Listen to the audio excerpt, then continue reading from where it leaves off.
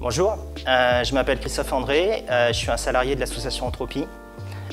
Du coup, mon poste il consiste à faire la gestion administrative de la structure et à aussi encadrer les projets techniques de l'association. Donc l'association Entropie, elle consiste à accompagner des personnes à autoproduire des objets en bois, que ce soit du mobilier, des carrioles à vélo, des fours solaires, avec la particularité qu'on fait ça en libre, c'est-à-dire qu'on réalise des notices sur tous les objets qu'on conçoit et qu'on fabrique et on les diffuse gratuitement pour que d'autres personnes puissent les refaire. On a plusieurs activités, on fait des ateliers d'autoproduction accompagnés où là on accompagne des personnes en partant du cahier des charges jusqu'à la fabrication d'un élément de mobilier ou d'un objet en bois.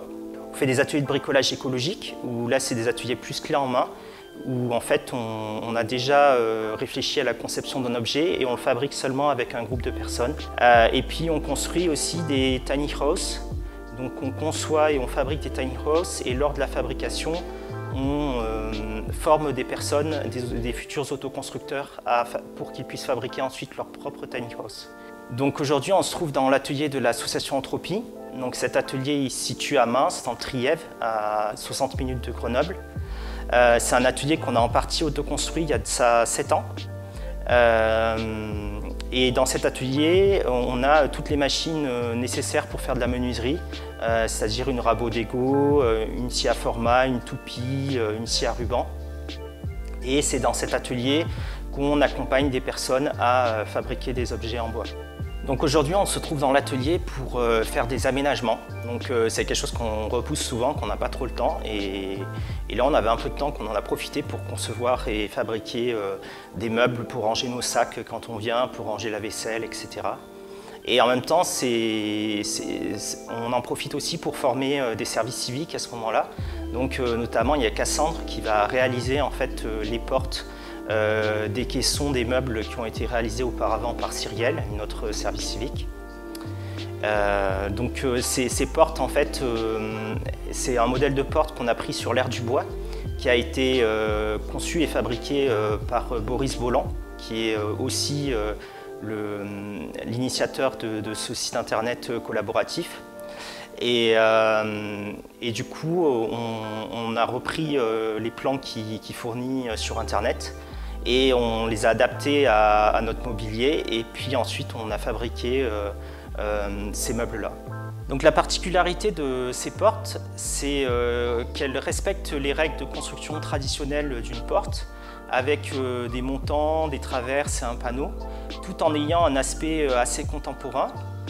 Notamment avec la poignée encastrée dans la porte. Les montants et les traverses sont donc faits dans du bois de quartier qui va peu se déformer et qui va tenir en fait le panneau qui lui est fait en bois d'os qui va plus se déformer. Donc on va voir toutes les étapes avec Cassandre en partant de bois brut jusqu'à arriver à une porte assemblée et fonctionnelle.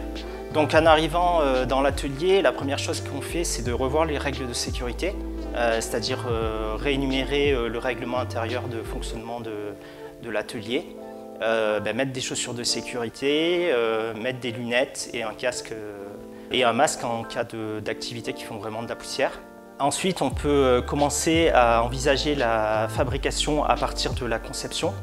Donc pour cela, on va regarder un peu la fiche de débit qu'on a fait de notre meuble, rajouter des surcotes pour obtenir à la fin des pièces à des cotes utilisables par rapport à la conception. Parfois aussi, il y a certaines pièces qui sont trop courtes, donc on en associe plusieurs pour avoir des pièces plus longues, pour être plus en sécurité aussi lors des usinages.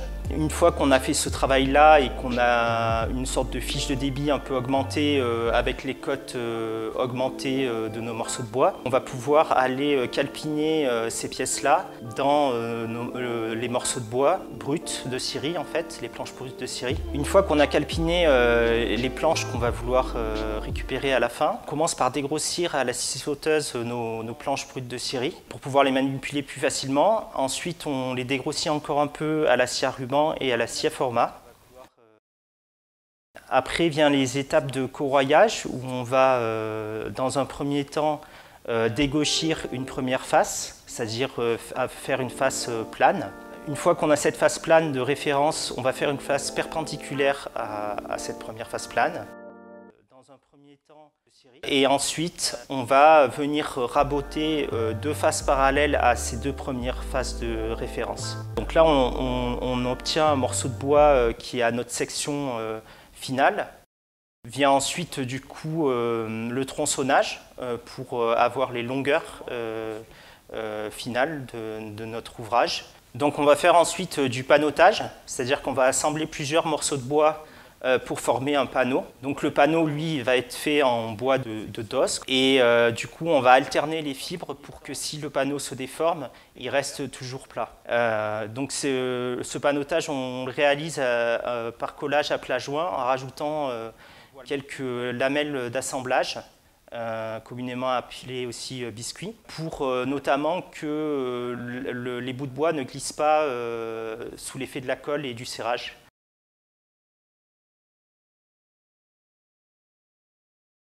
Une fois que nos panneaux sont finis et secs, on peut les mettre à dimension. Réaliser les coupes à 45 pour faire la poignée de la porte. Pour continuer, on va faire un petit chanfrein d'1 ou 2 mm qui permet de donner un peu plus de caractère à la porte et de mettre en évidence tous les éléments, c'est-à-dire les montants, les panneaux et les traverses. Une fois qu'on a fait tout ça, on va tracer les emplacements des dominos. Donc les dominos, ce sont des sortes de faux tenons qui vont permettre d'assembler les éléments. Donc on réalise des mortaises sur tous les éléments à l'aide de la machine Domino Festool. Et au niveau des panneaux, on réalise des mortaises qui sont plus grandes que les dominos pour permettre aux panneaux en fait, de travailler, c'est-à-dire de bouger en fonction de l'hygrométrie de la pièce. Une fois qu'on a réalisé tous ces usinages, on peut passer à l'assemblage. Donc on va faire un assemblage collé. Donc on va essayer de bien se préparer, de répéter avant l'assemblage. Et une fois qu'on est prêt, on assemble les différents éléments et on les met sous presse grâce à des serre-joints. Donc notons que l'assemblage du panneau avec les montants n'est pas collé pour permettre justement au panneau de travailler. Une fois que la porte est sèche, on va pouvoir araser les montants sur lesquels on a laissé une surlongueur en fait. On usine à nouveau quelques chanfreins sur les surfaces qui viennent d'être usinées et on a notre porte qui est terminée. Donc après ça, on doit poncer nos portes et y appliquer un vitrificateur. Donc une fois que le produit de finition a séché, on va pouvoir installer les charnières invisibles et poser les portes sur les caissons et on a notre meuble terminé. Donc voilà, l'ouvrage est terminé, les portes sont installées sur les caissons précédemment construits. Donc on a des éléments de rangement supplémentaires dans l'atelier. Et puis par la même occasion, du coup, on a formé Cassandre qui va pouvoir ensuite accompagner d'autres personnes, accompagner nos usagers, notre public, à autoconstruire des objets. Voilà, donc elle a une mini-formation, que ce soit au niveau de la conception de l'objet, mais aussi au niveau de la fabrication en atelier.